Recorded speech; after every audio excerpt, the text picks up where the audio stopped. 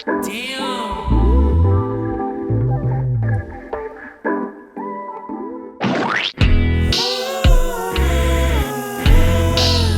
everyone.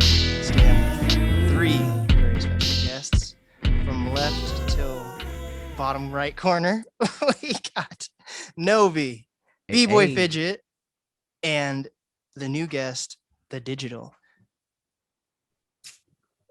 What's good? Yo. What's goody? So it's crazy. I think I interviewed both BBoy and Nobi before I rebranded. Like when I first started my podcast, I was still like Triple H NAST. And then it's been like a year. It's actually been like officially a year since like a few days ago that I rebranded because this Triple H NAST was too long. Damn, that's what's up. Yeah, and I would have never thought that you and BBoy would have connected. How'd you guys connect? Through the digital. The digital made it happen. Oh shit. So first, Digital is known. Did you move to Seattle with Nobi, right? There's something where like you and Nobi have known each other for like a long ass time.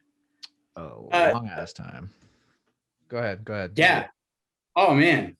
I mean, there's so much to the roots of how I got into the Seattle music scene, but it was through actually Shayhan. I'm wearing a Soul Hands hat right now. And that's how Nobi and I met. I moved here from Boston. I'm originally from the PNW, but I lived in Boston for 7 years and then moved back out this way. And yeah, I've been here about 7 years now, which is crazy. Yeah. And then how'd you meet BBoy? So BBoy and I met at a show first, right? No, we met at Catalyst Labs at Rainier Ave Radio. He was doing a Fresh Juice interview, right? I believe. Shout out D Money, and Taylor Hart, and all them, Patron. And so we started working a little bit out of that studio, and we connected a lot more at my the spot I was more recently at up north with Philip Peterson at the North City Theater, House of Breaking Glass. So, yeah. Go ahead. I know I'm not supposed to do that, but I had to interject and just add one thing that you forgot was that. So first of all, the Digital is a very dope producer. He's a good networker, and he's also a DJ of sorts, because I was rocking we were both rocking at Nectar Lounge. You were working with Kung Fu Grip, and I was opening. Yeah. We were opening up for Bun B at Nectar Lounge, and I saw you there. And that was kind of what set it off. And then I saw you at Rainier Ave. So it was like there was a whole bunch of events that kind of took place, and it was just like, man, I keep bumping into this guy. I think we just need to lock in, Man, I forgot about the Bun B show, bro. Oh my God. I got the evidence. Oh shit. Wow, that's insane. That's crazy. Full circle. I got a song with Hentai dropping at the end of the month. Oh, so he's getting back into music? I thought they were both taking like a break, weren't they? They ain't never gonna take a break from being artists. You know what I mean? They still been working. Greg dropped Home Base last year. That made Seattle Times top 20. Interesting. And one of them's into like cooking or something, right? They both cook. One of them works in a full-on restaurant. What's that one pop-up down there? I believe it's the pop-up down by CenturyLink. Okay, interesting. Right. So this isn't like all three of you guys aren't just connected like over the pandemic. You guys, because Bun B had to be before. Oh yeah. COVID. Oh yeah, long time ago. That was 2019.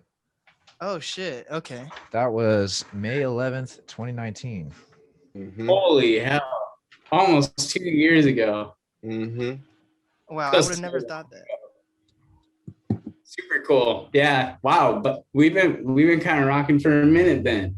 That's cool. And we've been like connecting on a pretty like regular basis, all of us, honestly. And just this was one of the first records we really all like felt the energy, and we're like, oh yeah, like BBoy cut, I'll let him tell it. But I will say this is that me and the digital, we're working on a project together, which is actually like the first time I've ever announced it to anybody. And we've been working on it low key for about a year, but we just been doing it organically. Like we link up when we can because we're both really busy, and he'll send me stuff, or he'll even be. The formula has really been, he might even just be making a beat right there in the studio, and then I'm writing to it. And so, of course, Nobi being the workaholic that he is, we cross paths many a time, and I've always been a fan of his music and listened to it because digital will always be playing me stuff they're working on, and the clean beat came up, and I was like, well, who's that? What's going on with this beat? And it was just kind of open. It wasn't finished, and I was like, man, let me just go ahead and put something on it. And if he don't like it, it ain't gonna hurt my feelings, take it off. You know what I'm saying? But really that was our introduction, was that the love was there first. The love for the music was there first. The camaraderie between all of us, like, the respect was there. And it was like, yo, I'm just gonna lay this down and we just shoot it up in the air and see what happens. You don't like it, throw it back at me. But I actually just strengthened our whole relationship, and I look forward to many more features with both of these fellas. Wow. Wait, so BBoy heard the beat first before Nobi then, or? I think I had like a hook fleshed out or something. I think I had a hook on there. It was all rough because me and BBoy kind of work similar. We go there and we'll just start cooking. You know what I'm saying? And I wrote a hook, threw it on there, probably forgot about it. I can't remember. There was a lot of songs in that time period that we were making, and then sat on it for a second. BBoy threw the verse on there, and that kind of like ignited the inspiration for me to finish the verse. And the song came. The whole song came. Even before like the beat, like Cameron came through and just Digital and Cameron just like laid down like 6 beats. Like it was a batch, bruh. Wow. Yeah. Like they would like be cooking, and then I would write something real quick, and then they would just go to the next one, and I write something real quick, go to the next one, and then finally I was like, wait. And then like that was when I laid down the hook for Clean, and then we sat on that. BBoy laid the verse, and I came back and laid the other verse down, and then it was a wrap. So were you guys all in the studio when this happened, or did you do it all like separate times? I think when Clean first started getting made, it was me, Cameron, and Digital. Yep. And then I assume Digital played it for BBoy during one of their sessions, and then the verse got laid down. Wow. And so how'd you meet Cameron? Well, that's a great question. Because I believe Nobi, wasn't it you who set up the Cameron session, right? But Cameron was already I Cameron saw me and was like, oh, like yeah, duh. I've known Cameron for a really long time, just through mutual friends. I can't remember if I met Cam at Mojam or something through the martial law band. Yeah. I think I met Cameron through a show that we were on together, and he might remember better than me, but honestly, like we just like have been talking about playing each other in Smash Bros for like 2 years. And so we've always had this thing like, bro, you're trash, no, you're trash, no, you're trash. And we have so many mutual friends that like I couldn't tell you how we met. We just always kind of been homies through homies kind of a deal. And that's what's so great about hip hop in general. It's just like a big fucking spider web when you like zoom out and look at it. Facts. Wow. I just never would have thought you guys are all connected, but that's awesome that you guys are. Like it makes sense that I look at it, Everybody, bro. Everybody. I feel like everybody that's tapped in with Mojam, like we're all connected because we've all been through there at some point. So go ahead. What do you think is going to happen because COVID's it's getting better with these vaccines and stuff, but what do you think there's going to be like another spot that opens up where everyone's going to start connecting at again, or how do you guys feel about that? I think we're a ways off still. I would say 2022 is like the safe bet. I don't really see like, 200, 300 people shows till 2023 maybe. Um, but I'm certainly interested in who is going to start laying the groundwork for live performances first. And when I say live, I mean like in person. Yeah. There's gonna be some money in that shit. Whoever decides what to do.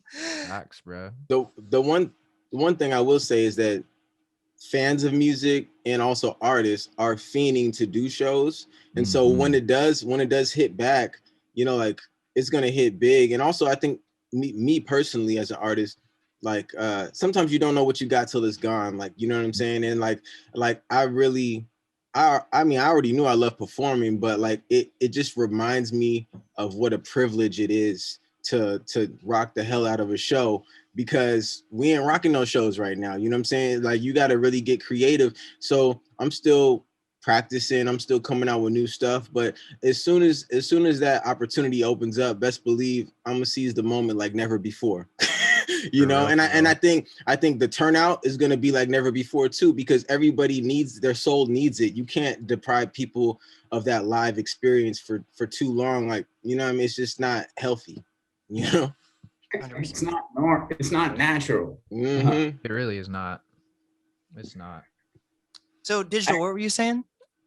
I think there's been a general consensus that people are going to party their faces off when it comes back. Yeah, the Roaring 20s.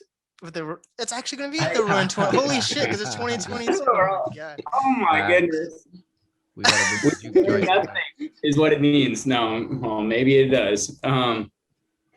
I don't know. I think 2024 for when a big venue is a normal thing again is a realistic idea.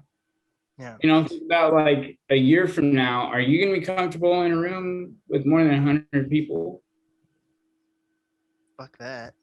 I don't know. Exactly. Maybe. Oh, I'm saying I got 6 doesn't feet on the matter. stage. It doesn't matter if it's actually dangerous or not. It's like my comfort zone is like, I don't know. Yeah.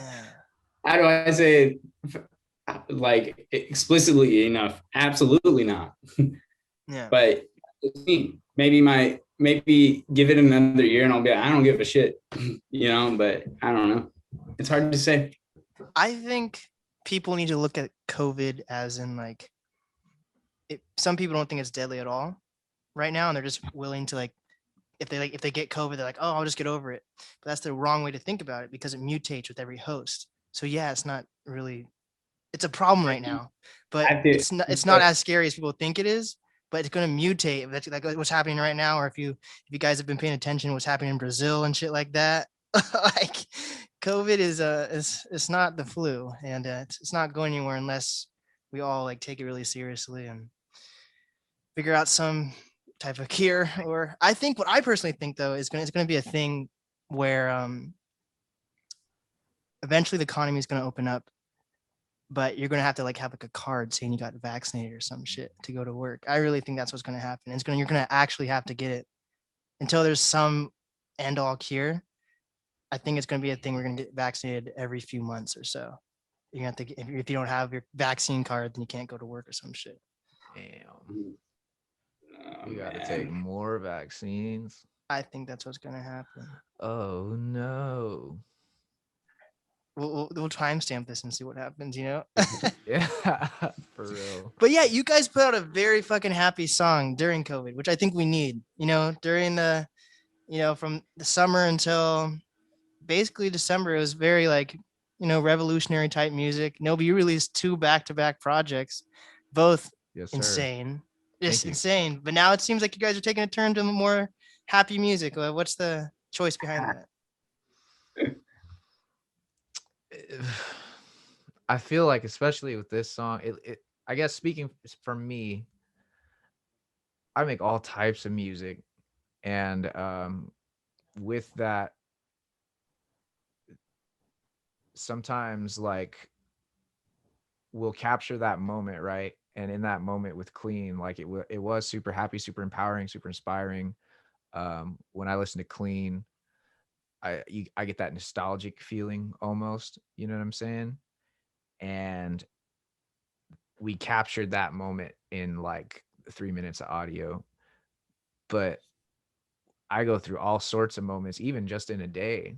You know what I mean? So like for me, like you never really know with what I'm gonna hit you with, because like the human spirit is just susceptible to so many different emotions at any given point in time. And so there's plenty of music on the way. There's a project on the way. Shit, there's probably multiple projects on the way. Hmm. And not all of it is happy, but not all of it is sad. Some of it's in between. Some of it's ambiguous. Um, there's a spectrum of music, I feel like, that I'm going to release. Hell yeah. So this is a weird question, but Nobi, Yeah. I have a Google phone and I use like YouTube Music, but for some reason you don't put your shit out on YouTube. Why the Yeah, fuck don't you? I know. There's a video coming. That's why. Okay, I see. Yeah. Sorry. Do you want it? I'll send it to you. Do you want the file? I have it now. I made you guys a promo. It'll be out. It's gonna Big be bet. dope. Yeah. My apologies, man. I'd be feeling bad for the Google Music users, because like that's connected with YouTube too. Yeah. But the reason, if I ever release something that doesn't go like onto YouTube or Google Music, is because there's video stuff on the way every time. Oh shit. That's the only reason why. Makes sense then. I actually put it on YouTube the other day, so it's there now. Oh, Yeah, okay. you can look. Go get it. But hey. So BBoy, why'd you guys decide to go with the Rugrats theme? You have to wait for the video to really understand. Interesting. That's all I can say. That's all I can give you. Wow. Who's the artist behind it? The cover art. That's the homie Jay. I grew up with him. He's from Tri-Cities. He does a lot of the work, a lot of artwork for ETC. And he's the homie. Like we go way back. So we got the idea for the Rugrats theme, and I hit him up because he's amazing with like cartoons and caricatures. I butchered that word, but you know what I mean. Yeah. So we caricature. Say that 10 times. Yeah, fast. exactly. His Instagram is awal.j. Hell yeah. J-A-Y. I think Digital wants to say something. No, just he killed that cover. I couldn't believe he turned me in. He sure did, bro. So breakdown, what's ETC? ETC Tacoma is a clothing company in Tacoma. They're like, I would say, the staple urban fashion wear out there. Interesting. Amazing place. If you've never bought gear from there, like, go buy some gear from there. They're dope. And they're not only like dope in the fashion industry, but like they give back a lot to their community, and the people they hire are all really ingrained with the city and the scene, I would say. Hell yeah. So I'm gonna go around and have everyone explain what this song means to them. So Cool. Start with Nobi. Clean to me is just that nostalgic feel, man. Like even before I had like written words to it, I knew that I wanted to capture like that 90s, early 2000s Nickelodeon feel, because that's what the, I don't know, the drums and the guitar spoke to me. So for me, it's like taking you back to that time when you heard one of your favorite songs, like back in the day when you were a kid. Hell yeah. BBoy? Am I supposed to? Did it freeze? Am I supposed to keep going? Know. Is it frozen? I think it's. I don't think so. Yeah, I was just waiting for my cue. Okay, so for me, it's similar. I always let the beat tell me what to do. I feel like the beat will guide you. And even when I posted it on Instagram, I said in my caption, I said I felt like the beat was smiling. You know what I'm saying? Like it really. If a beat could smile, it was smiling to me. So it's like it would be going against the grain to do anything too deep or dark or anything like that on that particular track. The track really set the mode for everything. So what clean means to me is just good times, you know, and no worries. You know what I mean? Like when that beat comes on, I feel like especially like in certain settings, like when we are able to have gatherings, I think it's still gonna be, you know, even years from now, I feel like that beat come on and motherfuckers just are gonna start smiling. You know what I'm saying? It's a mood changer, like off top. And you know, at the end of the day, I always promote positivity no matter what. Like that's you know, we're in it to bring people together, to inspire. And the beat, that beat just spoke to me. That, I mean, so much that I had to lay down a verse like right when I heard it, you know. So, and that's special, you know what I'm saying? So it's definitely a very special song, and I think it has some longevity. Yeah. Hell yeah. Digital. Wow. Both of you guys' answers were so good. Mine's a little different because it's like you were like caught up I was in the middle of what was one of the most crucial years for me as a producer, working with Phil at a House of Breaking Glass. And we just really had this feeling like of openness to our collaboration. I mean, even the drums are from Vito Maserati, who's the other half of the digital. And he's done more sound selection than anything lately. So for me to use a full drum line and all that and incorporate like that mood and that feeling that he really invoked from the beginnings of our collabs back in 2011, you know, really like it felt like just a really good harmony. You really catch the synergy in the studio and in the space through the whole song, from Cam's part to the sample and the overlaying kit that I put on there and Phil threw in a bass line, like just a bass line. He's like a cello virtuoso throwing bass lines on my work. You know, like it's about just like effortlessness. Nobody even asked a question about it. I mean, I think the only question that was asked was like, BBoy was like, can I put a verse on this? And I was like, yeah, man, let's see what happens. And that's kind of like how that whole record is really like in a moment where we were finding our own way to still be inspired too, in the middle of like pandemic unrolling and all this stuff. Is at the very beginning stages of it, like through early summer. So it really, to me, it just captures that whole moment really well. Is a really cool part of the year. Yeah, definitely seems like it was a long time coming. Oh, I would say definitely. I mean, Nobi and I've kind of been looking for a record kind of like this for a while, and we've had a couple that almost were there. And Indeed. after we uploaded this, we finally acknowledged, like, cool, we finally have like an upbeat record. There we go. Yeah, man. It's hard for me to make a happy song if I'm not happy. You know what I'm saying? And like sometimes I'll hear a beat and I'll know that the song needs to be happier, and it's just something I can't fake the funk on ever. And in the case of Clean, I was very, very happy when I made that song. And I think it transferred, you know what I'm saying? And in the past it hasn't. It's almost transferred, but not all the way, for sure. Yeah. This was I like when I saw you post this like the day before, because you posted it and then you said it was like coming out tomorrow or something like that. When I saw that, I was like, holy shit, both my guests on a song to get 3 of my guests actually on a song together. I'm like, oh. And then in the digital, you're gonna get your own interview eventually. Like we're just waiting on I that. made 4. No. It's hell yes. I think it's so when can people expect the music video? Do you guys have like a deadline on that yet, or?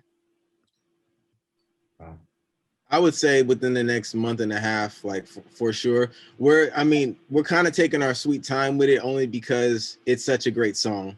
And so, you know, it's only right to have the best video, but we're not going to make you wait too long. So give us a month and a half. It's already in the works. Treatment's already 95% done. And, you know, we're going to start soon. So yeah. Definitely. Yep. Any last words you guys want to say about this song? Listen to it. Shit. Go play it. Hey. Run it up. Yeah, go play it. Run it up. buy some clothes from ETC, support AWOL because there is no clean without that artwork. I think that's very, very important. And watch out for that video in like a month and a half. Hell yeah. And And what, huge Oh. shout out to Cam. Oh, yes. Too. Mhm. Big shout out to Cam from King Youngblood, bro. He's amazing. And he's not only a guitar player, he's an audio engineer too. So if you're looking for that type of work, he's amazing. Please go work with him. hell yeah. So what is the easiest way to reach everyone? I'll start with Nobi and then end with the digital. I'm on everything. Tap in with me on Instagram though. That's the fastest way for you to get a reply from me. At AyoBlazian, AYOBLASIAN. AyoBlazian. Yep, Instagram for me as well, and it's just BoyFidget. It's pretty much the same across all social media platforms. So that's BBoyFidget, BoyFidget. Yeah. There we go. Yeah, for me, you can find me on all social media at DGTL Beats, or else you probably would benefit from checking out my website, dgt-l.com. This is the NAST podcast with Nobi Smrt. BoyFidget. and The digital. hell yeah. There we go, guys.